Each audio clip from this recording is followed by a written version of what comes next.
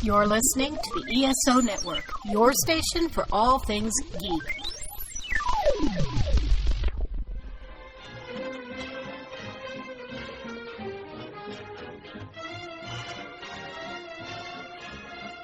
Hello, world, and welcome to Tales from Hollywoodland, a veritable feast of movies, television, Broadway, showbiz stories, news and gossip, with Julian Schlossberg, Arthur E. Friedman, and Stephen J. Rubin.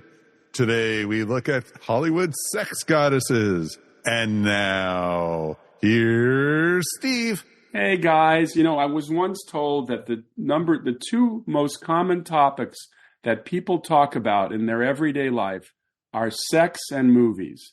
So today we've got the world. Absolutely. I mean, we can talk. I mean, you take the sex goddesses out of Hollywood, there is no Hollywood, right? Right. What about baseball? They don't talk about baseball. Come on. They don't talk about baseball. Yeah.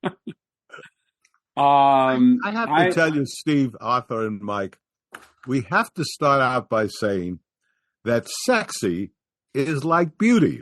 It's in the eye of the beholder. I'm going to tell you some of the people that I've found incredible, and you may be saying, boy, that guy, it's not the way I look at a woman, but so we'll see. Anyhow, go ahead, Steve. Well, no, I agree with you, Julian. To begin with, you're right. Sex appeal is in the eye of the beholder. There's the general sense when somebody, well, Marilyn Monroe, of course. Well, yes, of course, there's that. But it is the eye of the beholder, and there are, without question, people, women and men, who have sex appeal who you don't really think of that way. But that's what we're going to talk about today. And I think we probably need to show a little balance. We need to have a show called Male Sex Gods. Male Sex Gods. In a couple of weeks, we're going to schedule it, but let's go to the ladies now. Okay, well, you guys know me as the James Bond guy, with all the books I've written on Bond. And of course, you can't talk about James Bond without talking about the women of James Bond. And the first woman of James Bond was a lady named Ursula Andress. And it's said that in Dr. No in 1962, when she made her entrance on the beach, Crab Key, and Sean Connery as James Bond is looking at her coming out of the water in that white bikini, it said it's the greatest introduction of a new actress in the history of Hollywood. And I completely agree. And Ursula Andress was beyond stunning. Now, in the original novel, Honey Child Ryder comes out of the ocean naked. And what's interesting, the way Ian Fleming writes the scene, in the book, she covers her crotch, and then she covers her nose because she had a broken nose. While in Fleming's beautiful parlance, he said her magnificent breasts were left untouched. Now, obviously, in 1962, they couldn't recreate that literally in a movie. They wouldn't be able to show it anywhere. So she comes out in a white bikini, which she apparently designed herself. They actually found her on a stack of photographs in an agent's office in Paris. She was in a white T-shirt which had been drenched with water. And that's how Ursula Andress got the role. And Jacqueline Bisset decided to do the same in the deep. That was a great moment. Yes. But what's so interesting about when you mention Ursula Andress, it's so interesting how many of the beautiful, sexy women came from Europe. You know, after World War II, it was, the men had gone over, they had fought in war. I mean, they had experienced what beautiful women were outside of America. And think about it for a second. In the 50s, in France, Brigitte Bardot. In Italy, Sophia Loren and Gina Lollobrigida. Ursula Andress in the 60s from Switzerland. And you had, Anne Margaret from Sweden and Diana Dawes from England. So Europe did send us, they exported some of the most extraordinary and beautiful women ever to put on a screen. Doesn't change the fact that we'll get into, so to speak, the beautiful American women but I wanted to bring that up, Steve, since you brought up Ursula. Well, Arthur, there was an American equivalent to Ursula Andress, without question. Her name was Bo Derek. She was that great, Zoftig-looking, very sexy lady. And a movie called 10, I can kind of put that up there, no pun intended, but in the top 10 of any kind of a film that's been made that has sex appeal in it. The Italian thing, Arthur, what were the couple of women that really were the ones that turned you on? Well, again, it's in the eye of the beholder, but I would, that's easy. Marilyn Monroe turned everybody on. But Jane Mansfield was really kind of grotesque in ways. If you look at it in terms of sex appeal, she was almost too big, and it was created. I understand that. Susan Hayward had sex appeal, but I'll tell you a great one that explains this situation of sex appeal. I went to visit a friend of mine who was in a movie called Out to Sea, not a very good movie, but Jack Lemmon, Walter Matthau. Must have been in the 1990s or maybe early 2000. And there was a woman in that movie who was a teenage star, and she was at that time 80 years old. And her name was Gloria DeHaven. Gloria DeHaven, as a teenager, had sex appeal, without question. But June Allyson didn't. Same kind of thing. They were both teenagers in MGM movies. At 80 years old, Gloria DeHaven still had sex appeal. And so, Sophia Loren once said that what I've got, I was born with and I'm going to die with. And she's right. And that was really what she was saying. I had sex appeal. And Gloria DeHaven was the same. So there's a person you wouldn't really think of along the lines of someone who had it. But she did. Esther Williams had it in a bathing suit without question. And then there's the thing of same Julian, Mike, Steve, all of us. What sex appeal to a kid who's 10, 11, 12 years old, which is almost anything, Oh my God, look at that! Oh, red dress. I can unequivocally say that when I saw Goldfinger at Christmas 1964, that's when puberty began for me, completely. Yeah, well, I've mentioned this before, between Shirley Eaton in that black underwear and Honor Blackman as Pussy Galore, and they didn't want to be too obvious with Honor Blackman, though, right? They didn't want to give her a name that was too obvious. That there was controversy there because this is 1964. I mean, there was a great deal of nervousness with the name. So I think I've mentioned the story before. Tom Carlyle, the publicist for Eon Productions, escorted Honor Blackman to a royal benefit and gave an exclusive photo to one of the London newspapers if they would print the caption as she's photographed with Prince Philip, Pussy and the Prince. And they published the caption under the photograph, Pussy and the Prince, and there was no outcry. Thus, they were emboldened to call Honor Blackman by her character name, Pussy Galore. And in the city of Boston, Massachusetts, the showman who owned and operated a movie theater called the Music Hall, 3,000 seats, right opposite the Schubert Theater, Julian, around the corner from the Colonial and Wilbur and all that, put up on the marquee. What was the name of it? Was it Goldfinger or it was Goldfinger? Goldfinger, starring Pussy Galore on a marquee that was humongous. It was the size of a Broadway marquee, and just prayed for the Archbishop or Monsignor to just drive by, and they never did drive by. They didn't close it, or they didn't attempt to close it. And that's very unusual because you'd think that would be banned in Boston. Yes, well, they were hoping for that because banned in Boston meant money. Let's talk about the number one unbelievable sex goddess of Hollywood who's alive in a way today, and that's Marilyn Monroe. We have to talk about someone who had a different style from anyone from the 50s to right now, talking 75 years later. And there's no woman, in my opinion, that could combine the innocence and the breathy voice, the unbelievable figure, the idea that she was a child and a woman, an innocent and a sex pot. Unbelievable. So much so that I hesitate to talk personally, but because of her, I became ambidextrous. You naughty boy, Julian Schlossberg. And Arthur, you actually met her.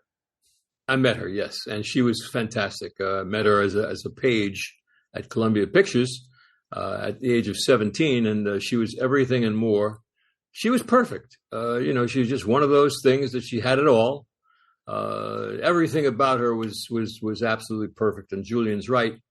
She is a one and only, and the greatness to which they all aspire to when they try to create women who have sex appeal. In days gone by, they did that with any number of actresses when they manufactured stars. Then that was part of what they did. It could have been Linda Darnell. It could have been Jean Tierney. It could have been certainly Esther Williams, Jennifer Jones, Lena Horne, Dorothy Dandridge. There's a lot of actresses. Susan Hayward was a favorite of mine. I mean, she had great appeal for me. Frank Sinatra, with all the women he went around with in his life, there was only one who really knocked him out, and that was Ava Gardner. The big A. Ava Gardner. She had it in spades. She was great. Speaking of Marilyn, I was in Florence, Italy 2 weeks ago, and I'm channel surfing, and I come across Marilyn Monroe and Robert Mitchum in River of No Return, 1954, Otto Preminger directed, in Italian. So everything is dubbed. I'm listening to I know the dialogue by heart for that movie, so I was listening to Marilyn Monroe in Italian. And, didn't whether she could have been speaking Swahili, that sex appeal poured out of her. I mean, my goodness. And let me ask you, Julian, since you're a very good student of this, what do you think made her different from all the other actresses of the 50s, I mean, the ones before her? Well, as I said a little earlier, Steve, I think it was this combination of innocence and yet quite a woman, an incredible breathy voice that was sexy as hell. And she seemed to be a wonderful person, just someone you would like to be with. On River of No Return, I have to say that no woman has ever looked better in dungarees than that woman.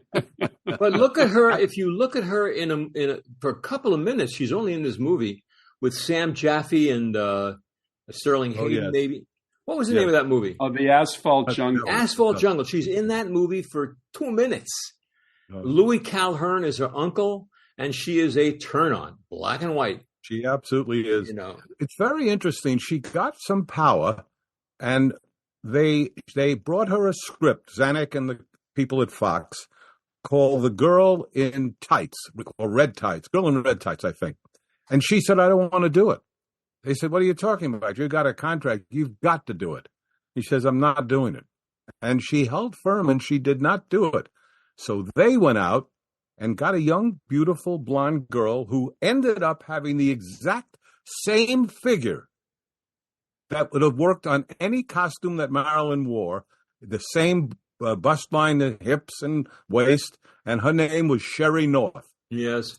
And they brought Sherry North in, but Marilyn still did not do the movie. Did not work in that case. Sherry North, Jan Sterling, there were those, they blonde up the hair and they tried to make it happen. It didn't happen. I think Marilyn had such she was flexible. She could do musical. I mean, she could sing and she could dance. I mean, that's her voice in River of No Return with the guitar. She could do thrillers like Niagara with Joseph Cotton, and she came off very vampy there. And she could do. How about Don't Bother to Knock with Richard Widmark? Don't Bother to Knock with Richard Widmark. But guys, we know that she had the talent. We're talking about this certain something. Maybe it's intangible, and intangible it becomes tangible. Example. I'm a big baseball fan, so I was once interviewed by a friend of mine, Kevin Kenny, on radio. We're talking about the greatest ball players of all time. And I maintain, having seen him a lot, Willie Mays was the greatest ball player I've ever seen. Sandy Koufax was the greatest pitcher I've ever seen. However, if someone says, who had the greatest look? Who was the Marilyn Monroe of baseball players? In other words, that look, it comes and then bang, it explodes. It was Mickey Mantle. No one ever looked better in a uniform. Billy Crystal will tell you that. Bob Costas will tell you that. He was the equivalent to what we're talking about now, the appeal. But Mickey Mantle didn't look that great necessarily without his uniform on. But when he put that uniform on, number 7 never looked different, never looked better than on anybody's back than Mickey Mantle. We'll put him down for the men's show. But right now, I'm not talking about sex appeal. I'm talking about this certain something that's intangible that you can't really define, except when you see it, you know it's there. And that, the French say that's the je ne sais quoi. Yeah, and that's what it is. Je ne sais quoi. Well, here's a question: Were women sexier during the code, or were they sexier after the code? Because Hollywood had very rigid requirements for women on street, how they would be dressed, how they even spoke, and what they would say. And I think that it's often been said that it's what you don't see that's sexier than what you do see. So, yes, well, it's true, though. That's true.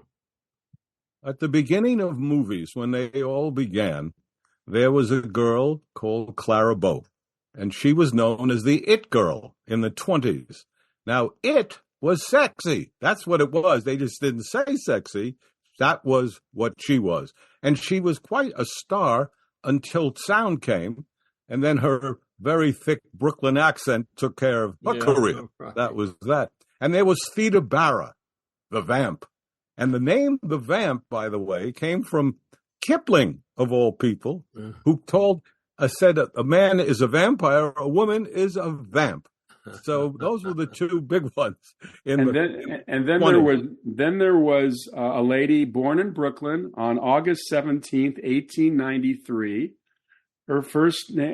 She was known as Mary Jane. Her last name was West. We know her, of course, as Mae West. I often wonder if Mae West came first or the life preserver came first. What do you think? I think it was old Mae, frankly. Yeah. But it's true. You look at the Marilyn Monroe of the 30s, and that would be Jean Harlow. Now, here is a woman who worked with the greatest male stars and died at 26 years old. It's an amazing thing. But blondes in this country have always had an enormous appeal. And as Arthur and Steve was saying, with Marilyn Monroe, you had Mamie Van Doren, you had Jane Mansfield, and you had Diana Dawes, and Harry Cohn, where Arthur worked and knew him, was Kim Novak. Yeah. Kim Novak was a totally different story. Oh, she beautiful. Had worked in all kinds of different jobs. I met and actually had a date with her, but it was for a strange reason. I was 17, 18 years old, and she had made a movie called Middle of the Night with Frederick March. And it was about a young woman with a much older man. The people at Columbia decided that, let's take a kid and have him be young with an older woman. And that was she. And we spent a lovely evening together. And I kept thinking, it's an amazing thing to me that it looks like she's got a key light on her.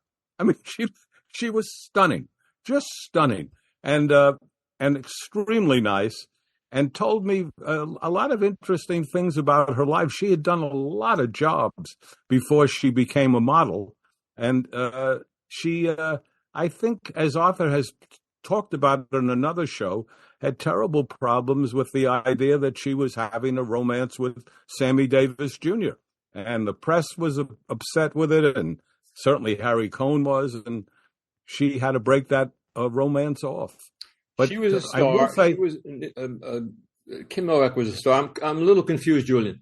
You say they came up with an idea to put a young kid with her. You mean for some publicity? Yeah. In other words, she was the young kid with an older man. Right. So this idea was, here, we'll get a young kid from high school with a middle-aged girl. And not do middle what? For publicity purpose? Yeah, for publicity. I see. Okay. And she was a nice person. She was really, Kim Novak. I spent a lot of time with her because I was the page of Columbia Pictures on the executive floor where she had an office, and when she was in New York, she was there. Hi, Kim, or hi, Miss Novak. Call me Kim. That was Kim Novak. She was she was great. So, I mean, really a totally down-to-earth kind of a person. And yes, she did have sex appeal, of course. She had tremendous build. Take a look at her in Pal Joey, or any of these things that she did. Oh, I'll tell you, off a Picnic. In Picnic, that's where she fantastic. Really shined. Yes. She shined in that. Yeah. Yes, with my favorite actor, William Holden. I want to say, that you mentioned Mae West. Very funny. You think about it, guys, but I'm telling you, this is true. Mae West sounds exactly like an actor from years later called Sheldon Leonard. If you listen to them, they sound exactly alike. I don't know how that happened, but I'm telling you. Listen to Sheldon Leonard and listen to Mae West. Well, I'm glad you brought her up again, Arthur, because I have to do one of her quotes, which I picked up this afternoon. This is Mae West. Good sex is like good bridge. If you don't have a good partner, you'd better have a good hand. Do you know the great line that they had to cut out of a Bob Hope show, a radio show, when his guest was, who was it? Was it Linda Darnell or one of those really good-looking actresses? So they were looking for his keys. So he said, look into my pocket, you'll find the keys. So she puts her hand in his pocket and she says, I feel crazy doing this. And he said, if you feel a little low, you'll feel nuts. Out it went. That's a true story. I forget who the actress was. Speaking of sexy, I didn't know her career very well, but I watched a movie one day called Gilda with Rita Hayworth. Put the blame on Mame. Boy, when she sings that song, it's 5 stars. My God. Yeah. Temperatures were rising all over the place. And I think that, combining sex appeal with musical ability, singing ability has always been a powerful one. But, Steve, what happens is Rita Hayworth was the real deal. And then they put her in the hands of the right director at the right time, who had the right director of cinematography, and they captured it. And that's what happened when she was dancing in that club. The light hit her perfect. The scene was perfect. It all came together. And as Julian and I have discussed before, that's the thing about movies. When it all comes together, whether it's by accident or for real, that's when you get those moments. Gilda had that moment, and that made her a huge star. But she was sexy to begin with. And what was so amazing, too, I'm sorry, Steve, so amazing, too, was how great a dancer she was. No. Fred Astaire did not take on anybody who wasn't great as a dancer. And You Are Never Lovelier is one of the more beautiful movies you want to see. But she was a dancer, too, Julian. She was a dancer. She was a dancer with her dad, who sadly, I think, abused her. Yes. That unfortunately is true. I think an interesting topic along the lines of sex goddesses are, again, going back to women who perhaps you don't really think of that way, and yet they've got that certain something. I'll give you an example. Patricia Neal. You would never think of her as a sex goddess, but she was sexy. You can't get better than HUD. You cannot get better than that HUD. When Patricia Neal turns down Paul Newman, probably every woman in the audience said, "What are you, nuts?" But she was so sexy in that film and so terrific. And by the way, won the Academy Award for Best Actress for that movie. So I guess you have to really be a good actress to turn down Paul Newman. Steve, what were you going to say? I was going to say... And what else? You're thinking, Steve. What else, Steve? You guys may fight me on this, but I'm going to give you one just the opposite. One who was sold for sex and all that stuff. And I'm telling you, in my opinion, and I think a lot of other guys, she didn't have it, particularly if you saw her up close. And that was Gina Lollobrigida. She just, you'd think it was there, but it really wasn't. So that's the opposite. See, there's a quick case of, different perceptions from different Well, that's points. Right. It's the eye of the whole. I thought she definitely had it. I'll give you the name of an Italian actress who had sex appeal in spades and never made it as big as Sophia Loren and all that. Her name is Monica Bellucci. Monica Bellucci is fantastic. She never became a big star, though. And don't forget Elsa Martinelli. Elsa Martinelli or Monica Vitti. There was that whole... And by the way, Claudia Cardinale is not Italian. Yes, she's not Italian. She's actually born in Tunis. She's Tunisian. But I will argue Claudia Cardinale in anything is off the charts sexy. I would agree. And it was in her voice as well, Steve. Oh, yeah. Just the way she talked. She was great. No, absolutely. I think she made her English language debut in The Pink Panther opposite David Niven and Robert great Wagner. in that movie, as was Jesus Niven. What a great movie. What I was going to say, Julian, what I was going to say is sometimes you need to find the sex appeal in somebody who's a very charming actress, but isn't necessarily thought of as a sex goddess. For instance, Julie Andrews is, one of during the 60s was like the go-to musical star in so many classics, from Mary Poppins to The Sound of Music. But her husband, Blake Edwards, put her in the movie S.O.B., which was kind of a spoof of Hollywood, and she's got to go topless. I mean, Julie Andrews going topless seemed like, oh my God. And she did it, and I don't know if I still would consider her sexy, but she certainly was very appealing. How about that? She was just playing great. You ever see her in Victor Victoria? Oh, sure. Of course. Other than Mary Poppins and all that, she was fantastic. But I don't know. She was the equivalent of just, she was like the Jimmy Stewart of women. Everybody loved her. Everybody. Yeah. It's true. Well, I think I'm going to get a little modern, supposedly, a little bit more modern, and talk in terms of people who made a splash like Marilyn's calendar. What about young Farrah Fawcett on her calendar and made her a star? It was all about sex, yes. Yeah, and that was really something. And then you can't forget Sharon Stone in that movie that changed her career. She had been around a long time making B movies, but boy, that film and Crossing Her Legs made her an international gigantic star. Did you say crossing or uncrossing? Both. Right. She happened to be a wonderful actress. Raquel Welch, we haven't mentioned, guys. Raquel Welch. Well, Raquel Welch in Fantastic Voyage was kind of like the wet T-shirt in The Deep. I mean, she was in that. How would you describe it? It was kind of like a rubber suit. She filled that so nicely. That kind of. They weren't skin diving. They were obviously inside the human body, but she was quite a human body. Well, what I was surprised at, because we all had seen 1 million BC and the photo of her where she looked like a beautiful Amazon, was when I met her and she was a little gal. She was small. She wasn't big at all. I towered over her and I was almost willing to say, "Where are you, Raquel? Who is it? Who is this?" But she still had a wonderful figure. Well, Marilyn Monroe was not tall. Wasn't Marilyn Monroe like 5'3"? I don't know, Arthur. You got to tell us. Well, in heels, what can I tell you? She's probably 5'5", 5'6", but my guess is she's about 5'3" or 5'4". But all these actresses, that's okay.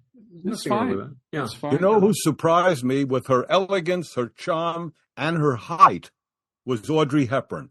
Yeah, she's good. I met Audrey Hepburn, and I couldn't believe how tall she was.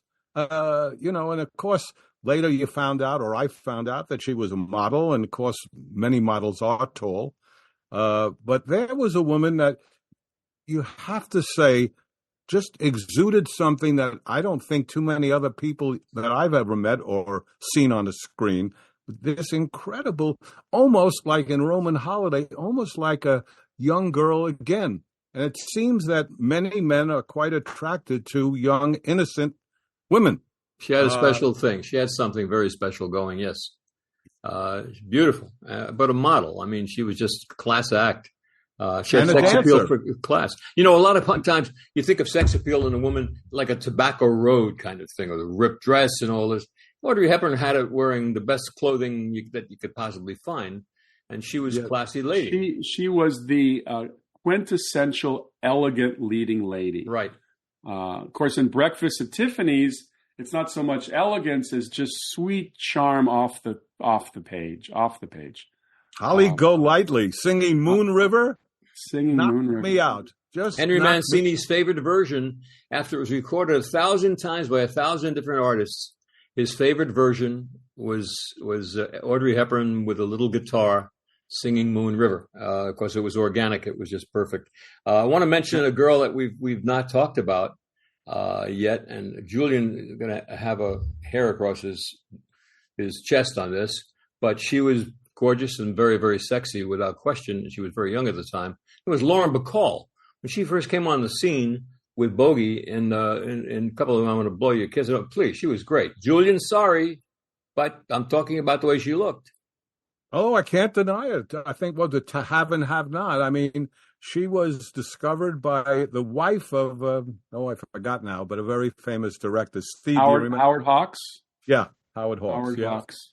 Yes, you remember how to whistle, Steve? Yeah, you put your lips together and you just blow. Just the way she said that. Oh, Steve. And you'd never forget that, considering your name is Steve. If we're lucky today, Steve will also do a little bit more of Elvis Presley. That's as good an Elvis I've ever heard, Steve. That was great. Hello, well, that was great. One thing we have to discuss is the African American women, because we lived in all of us through the 50s, which was certainly still a lot of segregation going on and things. But somehow some of these women, like Dorothy Dandridge and Eartha Kitt and Diane Carroll, they really came into their own. And boy, Dorothy Dandridge in Porgy and Bess, and she was and Carmen Jones, she was the first black actress to be nominated for the Academy Award.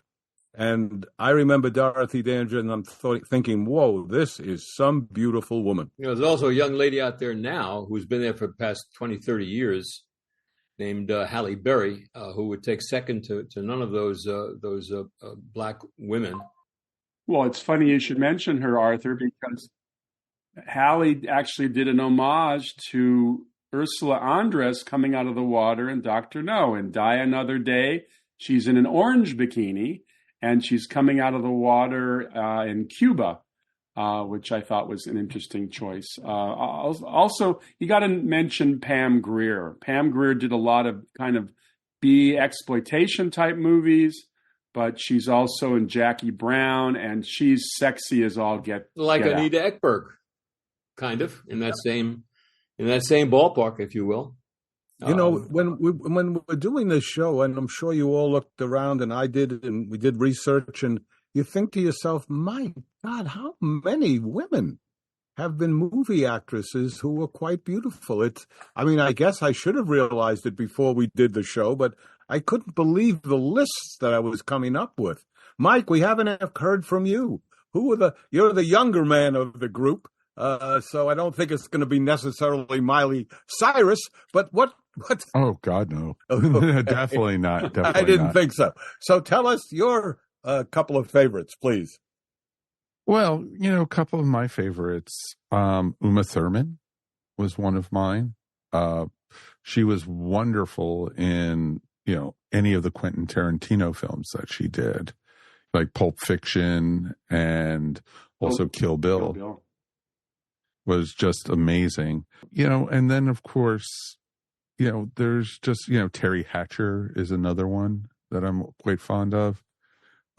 She was, in, various TV shows, and, it all depends on the type of, character and the actress that I see. And it's always wonderful to see, who you get. And it's just, there's different times you go, okay, she is just stunning. And, Scarlett Johansson is another one, who, always is a favorite of mine.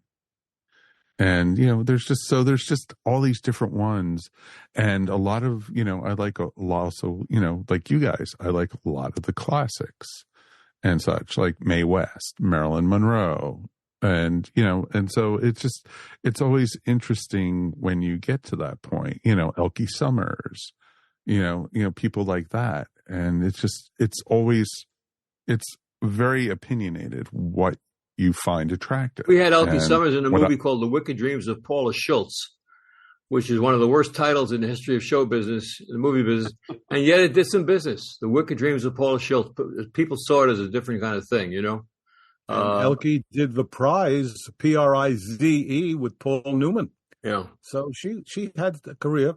And she's wonderful with Peter Sellers in the sequel to Pink Panther, A Shot in the Dark, where she's naked in the nudist colony with Peter as they're trying to find a suspect. That was pretty funny. Well, she had a barrel, Steve. She had a barrel on. We couldn't see her naked under that barrel. Of course. And talk about an actress who's never became a big star, who had enormous sex appeal, is Tuesday Weld. Yes. Hard to disagree with that. She never became the big star.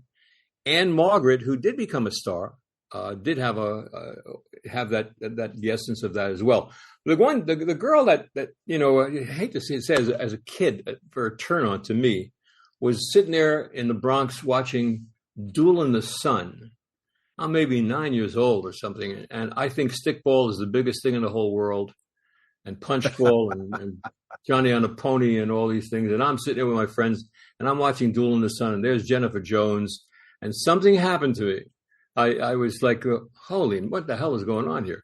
That was the first recognition in my life, young life, of there's something bigger than Phil, as Mel Brooks would say. But Jennifer Jones was really super sexy and looked so great. And except one day, many, many years later, I'm sitting in Jerry's Famous Deli, and there she is with a friend of hers, and she's eating a hot pastrami sandwich. Didn't look the same, It didn't look the same. Well, at least you had some pastrami out of it.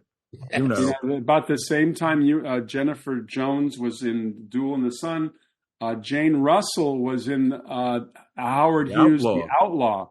And talk about Much Ado About a Little Western film that I guess at the end of the day wasn't not a great film, but everybody remembers Jane Russell's just her figure, let's just say, her figure in that movie. You're very kind. When you say not a great film, it was awful. It was terrible. It was the worst, one of the worst. But I'm going to tell you guys, I'm consulting for a fellow named Alan Klein. He's put up all the monies for a movie called The Greek Tycoon. Stars Anthony Quinn and Jackie Bissett as Onassis and Jacqueline Kennedy. And at the end of it, I'm what we call looping, bringing actresses and actors in to loop because either a car went by or a helicopter or whatever. And on a Sunday morning, I am at 10 o'clock in Los Angeles. In walks this lady in chino pants, a sweatshirt, and zero makeup. And I would say in my lifetime, that was the most beautiful woman I had ever met, ever seen. And that was Jacqueline Bissett, with nothing, no lights, no makeup, no clothes. I mean, no beautiful clothes. Now, how about you guys? Who are the most, Arthur may have Marilyn Monroe already, but who are the ones that you ever met or saw and you were with in person that just knocked you out? I was with a friend of mine who was an agent years ago. We're in Beverly Hills. And he tells me, I got this trouble with her. She's driving me crazy and she doesn't want to do this, blah, blah, blah, blah. I got to go over to her house. Come on with me. We went over to see Stella Stevens in her home in the flats of Beverly Hills. And Stella was there. She was basically on the sofa, kicking her legs up. She was very upset, very pissed off. Stella had a lot of stuff going. She was great. And she became like a semi-star. Wouldn't you agree? Yeah, semi. You're right. Yeah. And her son, Andrew, made a million B movies. He made a lot of B movies. Yeah. Stella also had an interesting thing. She had a good comic timing, which was interesting for a beautiful woman. But very good in the Jerry Lewis movie, after the Nutty Professor. But she did some good stuff. But she was a very sexy lady. She's also one of the survivors of the Poseidon adventure. Yes. Definitely. Elizabeth Taylor, when she first started out, she was kind of like Julie Andrews, the girl next door, sweet. She's married off and Father and the Bride. But as she got older, she got sexier. And I would say Cleopatra in 1963 may have been the ultimate Elizabeth Taylor performance in terms of just dripping sexiness. What do you guys think? Well, there's no question that she was considered that. I'm probably the only male I ever met who didn't feel that she was what everyone else felt. But there's no, I certainly saw her beauty, and I loved anytime anybody with Spencer Tracy, and she held her own. I mean, that was really good to see. It's interesting when you guys look around and you think of who Arthur and I were making trying to make some sort of a career. It was some beautiful women like Michelle Pfeiffer and Melanie Griffith, and these were really attractive women who could act. They actually could act. The whole list of beautiful women. Mike mentioned Scarlett Johansson, but you have Margot Robbie, you have Angelina Jolie, you have this Gail Godot, you've got so many of the women, Jessica Alba, Jessica Biel, Jennifer Aniston, Jennifer Lopez. I mean, I actually as Jimmy Durante said, we got a million of them. I was over at Showtime in '96, and we had a series called Rebel Highway, where we were remaking a bunch of American International B movies from the 50s, movies like Motorcycle Gang and Confessions of a Sorority Girl, things like that. And we had a little film called Road Racers, and David Arquette, who's the brother of Rosanna and Patricia Arquette, played a kind of a tough guy. And his girlfriend was this little-known Mexican actress that nobody had ever heard of before named Salma Hayek. And I would tell you, everything that Salma Hayek has done since has been damn sexy. Well, Salma Hayek is a very sexy girl. Are you kidding? Very sexy. All 4'9" of her. She's fantastic. It depends where you're measuring. Well, she's fantastic. Anyhow, what I wanted to say was, I never in a million years would have said that Bette Davis was sexy.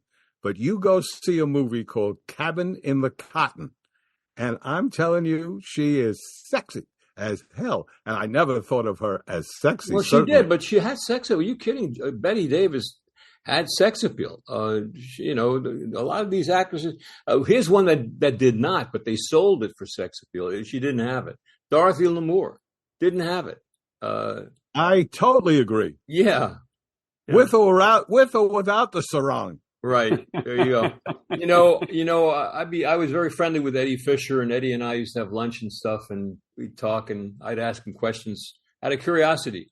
What was Liz really like? Well, he told me, and I can't say it, but fascinating stories, to say the least, which is another thing, and that is that, when you know a lot of these people personally, and you're only familiar with them on the screen, and then you meet them personally and converse with them. Julian's done a lot of that, certainly with his movie talk show.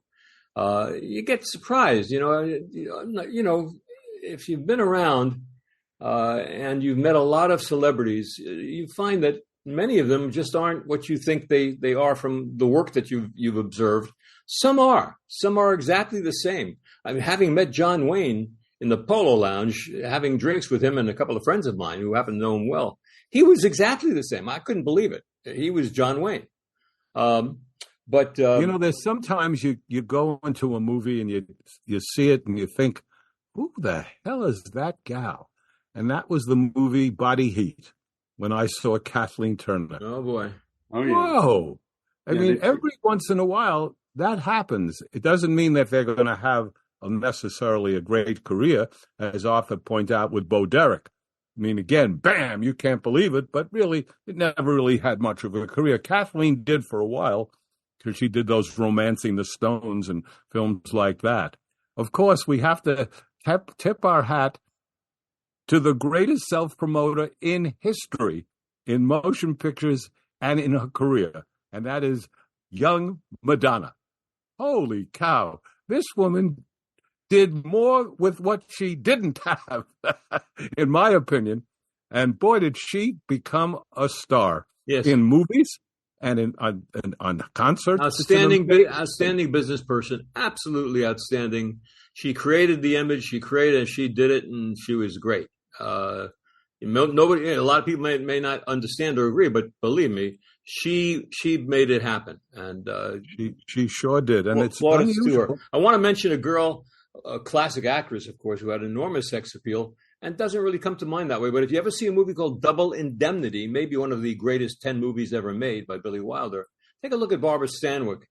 Blonde wig and all. She just 88 pounds if she weighed that. She had that certain something. To say she made a movie called Babyface. Yes. This was before the code. And this was a woman who comes into a corporation and literally sleeps her way to the top. She screws to the top. And they even, I think it may have been Frank Capra, I think he directed it. But anyway, whoever directed it kept shooting the building as she went up. They shoot up from the floor to the next floor, from the assistant vice president to the vice president. But yes, Barbara Stanwyck certainly had it. And I remember talking to William Holden, who Arthur knew, and he told me that she was the one who saved him his career, because he was petrified in his first early movie, co-starred with her, and she took him through it. So was that Golden Boy, Julian? It was absolutely Golden Boy, Steve. Right? I knew you'd know. I knew you would know. You know, science fiction has always produced some very sexy women. If you go back to the 1950s, which of course was when I was first discovering some of these classics, there was a movie called Creature from the Black Lagoon. Yes. Talk about sexy. Just mention the name Julie Adams, and there is a quintessential sexy lady who didn't have to do anything but sit on that prow of that boat and look great. And Steve, the last time I saw her was not that long ago. We were watching an old Murder, She Wrote, and there she was at age whatever, and Julie Adams. Yeah, but I agree. Piper Laurie was kind of around that time. We also have a lot of like horror. I recently had dinner about 2 months ago with Marilyn Monroe, and she was very big in the Hammer films. She was also a Bond girl, Steve. The Spy Who Loved Me. Yep. Absolutely. So it's pretty. She is amazing. She's one of the nicest ladies you're ever going to meet. And she was like 18 years old when she started doing the Hammer films in the late 60s. And it's just amazing. We can never go through a show like this without mentioning Joan Collins, known in Hollywood as the British Open. She's now 91 years old and still looks pretty good. Joan Collins was great. Anthony Newman was one of her guys. Possibly she's closed for business. I want to convey a story. So I'm 17 and I'm on this page at Columbia Pictures in New York. And this guy comes to me and says to me, I'm an executive page. He says, in a nice accent, his name was Raoul Levy. And he said, we're going to screen this movie this week. I have people coming in from all over the country, all over the world. I want to sell them the distribution rights to this movie. I want you to be very nice and serve them a ginger ale or coffee or tea or whatever it may. Of course I will. I'll be happy to do it. I didn't know from what, but the picture went on the screen to a full house, 50 people in that screening room, which I know Julian's been in a million times. And there is Brigitte Bardot in her first movie. And guys, she flew off the screen. Oh, my God. You want to talk about sex appeal? Brigitte Bardot. The name of the movie was, Julian? And God Created Women? God Created Women. And, we started off having like 50 people come to the screening. And then there was 120 people sitting in the lobby. And then 350 people. Then I told the guys in the mail room, they went crazy. But she had about as much as you could possibly have, and never had to get naked to do it. By the way, she was just had the wet T-shirt or something. Yes, no, she had her tuchus, and but I would say that she placed in my world after Marilyn number 2, BB, Brigitte Bardot. It's the Mickey Mantle thing.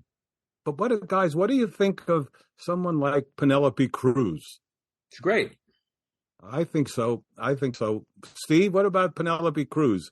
She doesn't do much for me at the moment. I'm actually pulling up the name of somebody who's getting a lot of attention right now, and I'm going to pull her up here. Her name is Cynthia Sweeney, and Cynthia Sweeney is all over the tabloids right now because she is considered the hottest little thing that you've ever seen. And she's in a Glenn Powell movie, and I'm not remembering the title right now, but she comes from TV. I think Mike, isn't she in that series Euphoria? Is that her show? Yes. Yes. And she was the standout in that for certain reasons. And she was in The White Lotus, which is another TV show. But keep an eye out on that name, guys. Cynthia Sweeney. She's a little sex pot. And you agree, Steve? You agree? Yeah. She's cute. No, I think she's really cute. Very, very cute. She has that kind of pouty look that just drives men crazy. Another person, by the way, speaking of science fiction, 1960, Yvette Mimieux in The Time Machine. Little Weena, the blonde girl in a world of only blondes. She was quite... And she starred in Where the Boys Are. Where the Boys Are. Boys Are, yeah. With Dolores Hart, who later became a nun. Yes. What do you guys think of Stanley Kubrick, who has got to be one of the greatest filmmakers that ever lived? Does Lolita, and he chooses Sue Lyon to do it. And years later, Adrian Lyne does it with a girl who I don't know her name, but she was absolutely better than Sue Lyon he did it on TV. I thought the Adrian Lyne version of that film was better than Stanley Kubrick's. And it was one of the biggest financial bombs of all time. I think the movie cost $60 million, and it ended up debuting on Showtime. Right. Did you ever see it? I saw it, and I Jeremy Irons, I think, played the lead. Yeah, yes. I don't know. I thought it was beautifully filmed, but hard to compete with that original cast. Well, no, I'm just saying that the girl, unknown who she was, had a little more going for her than Sue Lyon, who was chosen by Stanley Kubrick, which is interesting. Right. You get someone who comes out of really left field in a giant movie, like I mentioned a few times. Another one was Pretty Woman, and Julia Roberts, who at that point was unbelievable. She was everywhere, as Sharon Stone was in Basic Instinct, and as Bo Derek was in 10. The question is, can you retain your career? Can you keep going? And very, very few can. We haven't mentioned her. She didn't really do movies per se, but she was the queen of the pinups, and her name was Betty Page. Yes. And Betty Page is all over the 1950s with all those, and of course they've done a biopic on her, and just extraordinary things in the era before the internet. And speaking of pinups, you can't knock Betty Grable as far as a gigantic pinup all over World War II. Yes, she was manufactured, and it's there's an old thing I've mentioned before called Betty Grable's legs. Of course, everybody had a name in those days. Frank Sinatra was the voice, Jimmy Ginetti was the schnoz, and Marilyn, somebody had Marie McDonald was the body, and then Betty Grable came along and said, "Let's give her something. Let's give her the legs." But if you look at her legs, you're looking at ordinary legs. But and everybody was, "Oh my God, she has great legs." They sold it. And they a very underrated actress for sex appeal. I've mentioned this before, guys. There's a little movie, 1962 United Artists called Cold Wind in August with Lola Albright, who did some film. Now, Lola Albright had sex appeal on steroids. She never became a big star. And I think she was in the series of Peter Gunn. I think she was in the And she was also in a movie called Attend a Trap with Frank Sinatra. You were watching the TV in the 60s, late 60s. You watched a show called The Avengers with a lady named Diana Rigg. And Diana Rigg did for leather what Lana Turner did for sweaters. Diana Rigg was the lovely Mrs. Peel. Mrs. Peel. Agree, Steve. And of course, she ended up, in a James Bond movie, but she missed Sean Connery by one film. She got George Lazenby, and their chemistry wasn't as great as it could have been. You know how some people age well? Diana Rigg, unfortunately, did not. It was one of those things. It became antithetical to the way she looked. She got a second career on Game of Thrones, that's for sure. Now, going back to Bond, which we started with, I will say that my favorite Bond girl was Miss France of 1964. Her name was Claudine Auger. She's the female lead in Thunderball. And on the sexy quotient, she's right at the very top there with Ursula, etc. And I had a good friend named Luciana Paluzzi. Oh, yes. Second lead, female lead. Thunderball. Nicest human beings I ever met in show business. Looks great in a negligee. Yes, and she's just a lovely, lovely lady. I just want to talk quickly about a young girl who's not the most beautiful girl in the world, but when she hit the screen, she had, I think, sex appeal all over the joint, and that was Ellen Barkin. Oh, I actually worked with Ellen Barkin, Julian, on a movie called Desert Bloom. I actually published a newsletter every week on the set as the publicist, and I had a headline one year, Ellen Barkin, her barkin is worse than her bitin'. Ever see Sea of Love? She was great with old Al Pacino. Oh yeah. And she's also very great with Matt Damon in the third Ocean's 11 movie, which is very funny, actually. But we're coming to the end of the show, and I just want to do a quick nod to someone we lost in the last couple of weeks, and that's Dabney Coleman. And although he's not in the league of talking about sexy women, Dabney Coleman was a character actor who you love to hate on screen and gave us many memorable performances, including 9 to 5 and Tootsie. And I was a big fan. You guys loved Dabney, didn't you? Oh, yes. Dabney Coleman was perfection. You love to hate him, basically. And I don't know if you ever saw a TV show he did called Buffalo Bill, but that was one of the funniest, toughest shows. He played a miserable guy running his own television show, and Gina Davis was in it. You should see it if you haven't. How great was he in Tootsie, guys? He was great. And Elaine May wrote all his lines. Yeah, there you go. Very funny. Why haven't we seen a comedy like Tootsie in so many years? It was a great, one of the funniest pictures ever made. We haven't seen comedy, period. Movie comedies have almost disappeared, and that's why I have been writing a lot of comedy these days, guys, ready to throw my hat in the ring. But we are going to turn it over to Mike Faber, because Mike has some information for our listeners. Thanks for listening to the Tales from Hollywoodland podcast. Always remember, we couldn't do this without you. We want to hear from you. Please write us anytime at talesfromhollywoodland.com. Remember, you could also find Tales from Hollywoodland wherever fine podcasts are found. And now you could even find us up on our new YouTube channel at no extra cost. If you made it this far into the episode, why not subscribe and give us a thumbs up? If you're into social media, please also check us out up on Instagram and Facebook. Before we get out of here, let's check with the guys and see what's happening on their podcasts. Julian, who are you talking to this week? Robert Klein, and part 2 of Robert Klein. Quite an interesting actor, musician, author, and a very funny guy. He plays the harmonica and sings on my show this week. Can he stop his leg? Because it keeps on going? He can't stop his leg. That is awesome. Steve, what do you got cooking over on your show? Are you started back up? Next week, I will be interviewing Jerry Offsay, who was my boss at Showtime, who produced 300 films, 300 original films for the network. So that's going to be an interesting topic, talking about that. And what are we doing next week on Tales from Hollywoodland, guys? What do we got going? Walt Disney? We're talking about Disney. Walt Disney. Next week. Yeah. That's right. It's a small world after all. Yeah. It's pretty cool. Great Walt Disney. My closing words here are very simple, and that is, this whole show has reminded me of Jennifer Jones. Where is she now? Oh, Jennifer. Duel in the Sun. Lips, those eyes, those nose. Duel in the Sun. Gregory Peck. Jennifer Jones. What a movie. On behalf of Steve, Arthur, and Julian, thanks again for listening. This is your producer and announcer, Mike Faber. We'll see you here next time on Tales from Hollywoodland. Your Hollywood adventure starts right here. Bye, everybody. You come. Bye.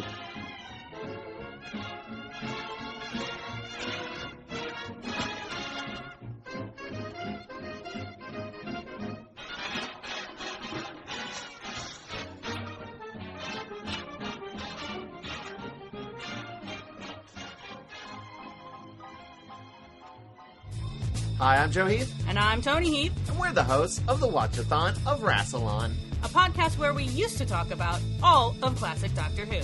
But we finished all of that. So now we're talking about New Who. Well, old New Who. Right, the Russell T Davies era. Well, the old Russell T Davies era. Yeah, the David Tennant stuff. well, the old David Tennant stuff. The Watchathon of Rassilon. Your podcast for old, new, and old new Doctor Who.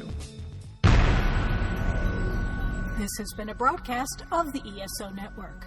Be part of the crew and help support our shows by donating to our ESO Patreon or by shopping at the TeePublic store, which can all be found at www.esonetwork.com. The ESO Network, your station for all things geek.